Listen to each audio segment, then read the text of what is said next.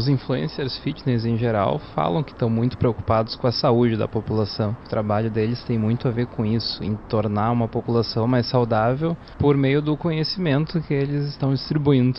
E o discurso deles tem um fio da meada em comum, que você tem que se disciplinar, acordar mais cedo, que você tem que separar um tempo, 1 hora, 30 minutos por dia, para ir à academia, para ir ao crossfit, para sair para correr, ou para andar de bicicleta, ou alguma coisa do tipo. E é impossível dizer que a disciplina não importa, claro que ela importa. Mas eles não perguntam uma coisa: por que 40 a 49% dos adultos no Brasil não atingem o mínimo de atividade física recomendado pela OMS? 150 minutos por semana no mínimo, 22 minutos por dia. Não é muita coisa, e ainda assim uma grande parte da população não chega lá.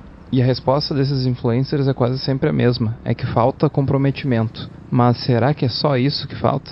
Usando um só estudo como exemplo, que tem vários nesse sentido, pesquisadores na Universidade de Boston analisaram dados de mais de 31 mil adultos americanos. E a pergunta era: o bairro onde você mora faz diferença na sua saúde? E a resposta foi a seguinte: pessoas que vivem em bairros com alta caminhabilidade, calçadas, comércio acessível a pé, transporte próximo e ruas seguras, principalmente importante no Brasil, tem 48% mais chance de atingir os 150 minutos semanais de atividade física e 24% menos chance de obesidade.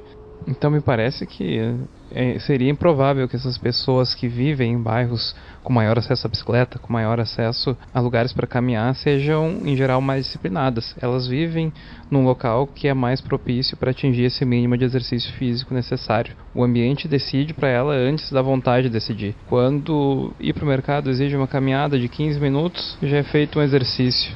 Os 30 minutos de pedalada em jejum que o influencer fitness faz pela manhã podem ser usados para a ida ao trabalho. Se poupa tempo e se faz exercício simultaneamente. A gente associa os menores índices de obesidade do passado somente às diferenças em dietas e esquece que as pessoas eram muito mais ativas, mesmo que não fossem ativas dentro de uma academia. O problema nunca foi só a disciplina. Nos anos 70, um autor austríaco que passou a vida nos Estados Unidos, chamado Ivan Illich, que não é o do Tolstói, publicou um pequeno livro chamado Energy and Equity.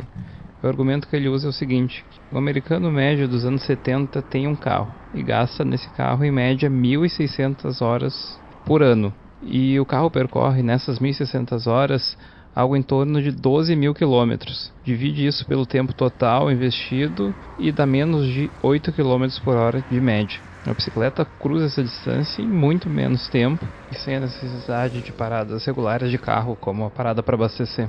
E a cidade, quando é construída pensando no carro, ela torna o movimento humano ineficiente. Ela separa por diversos quilômetros a casa, o trabalho, o comércio e o lazer. Ela transforma um deslocamento que deveria ser simples em coisa de atleta, ou associa esse uso de meios alternativos com a bicicleta ou a própria caminhada à falta de recursos. E aí aparece o mercado fitness para vender um movimento que deveria ser gratuito, e não só gratuito, parte do dia a dia. E isso não é só questão de saúde individual. Sedentarismo e inatividade física custam bilhões de dólares ao longo prazo. A OMS estima um gasto de cerca de 300 bilhões de dólares entre 2020 e 2030 se os níveis de atividade não aumentarem. No Brasil, considerando apenas internações no SUS atribuíveis à inatividade física, um estudo estimou um custo de cerca de 290 milhões de reais só em 2019. E a resposta política costuma ser campanha de conscientização, incentivo à academia, programa de atividade física nas escolas. E tudo isso é importante, as pessoas devem se exercitar fora desses deslocamentos, principalmente exercícios de força. Mas nenhum desses programas muda o fato de que a cidade foi desenhada para o carro. E investir em calçada é política de saúde, ciclovia também é política de saúde, e segurança também acaba sendo política de saúde. E não é só pauta ambiental, é pauta de saúde pública que tem um retorno que é mensurável. É muito mais barato pagar por essa infraestrutura agora do que pagar pelos custos hospitalares do sedentarismo ao longo de décadas. Mas mesmo com os benefícios individuais de saúde, mesmo com os benefícios coletivos de gastos, parece que não existe pressão popular para a melhora da infraestrutura nas cidades. E esses grandes influencers que têm poder de persuasão, pelo menos da minha parte, nunca ouvi falando sobre isso. Talvez porque seja um assunto pouco monetizável para eles.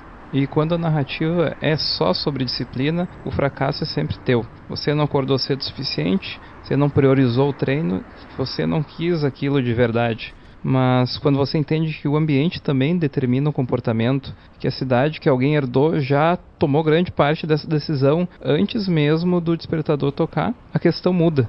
Deixa de ser como tornar as pessoas mais disciplinadas e passa a ser como deixar a cidade mais convidativa para o movimento. E por hoje é isso. Um vídeo um pouquinho mais curto, um pouco mais aplicado, um pouco menos filosófico, mas é sobre um assunto que eu gosto bastante, pretendo fazer mais vídeos no futuro. Me falem se também gostam desses assuntos e, tendo retorno positivo, faço mais alguns vídeos nesse tema. Até a próxima e muito obrigado.